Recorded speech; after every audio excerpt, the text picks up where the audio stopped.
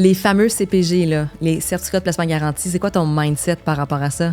Fait que c'est pas moi qui le dis, mais j'entends souvent des fois des personnes dire bon ben c'est des certificats de pauvreté garantie. Je n'irai pas exactement jusqu'à là. Je t'explique rapidement c'est quoi. C'est dire que tu vas donner ton argent à une banque, à une caisse, elle va être figée là pendant un certain nombre de temps, puis eux ils vont te donner un taux d'intérêt. Ce que j'aime pas nécessairement de cette approche ou ce type de produit-là, c'est le manque de flexibilité. Tu n'as pas accès à ton argent quand tu en as besoin. Deuxièmement, le taux d'intérêt, souvent c'est des miettes, là, ce qu'ils vont te verser.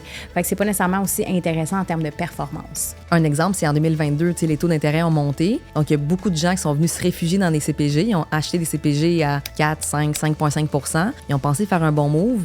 Mais finalement, l'année 2023, 2024, 2025 ont enregistré des records justement dans les marchés. Donc, ces gens-là, il n'y avait plus de flexibilité. L'argent était gelé là, ils ne pouvaient rien faire. Puis, ils ont manqué beaucoup d'opportunités dans le marché finalement à cause de ces produits-là. Puis l'erreur que je vois souvent, c'est si, admettons, tu as un REER qui est placé en CPG puis tu en as encore pour peut-être 15 ans avant ta retraite, tu passes vraiment à côté de des belles opportunités que tu pourrais faire dans le marché boursier. Fait que justement, CPG, est-ce que c'est mauvais? Pas nécessairement. C'est un objectif à très court terme. Peut-être que ça peut être bon, mais si moindrement tu es sur le long terme, je pense pas que c'est la meilleure idée.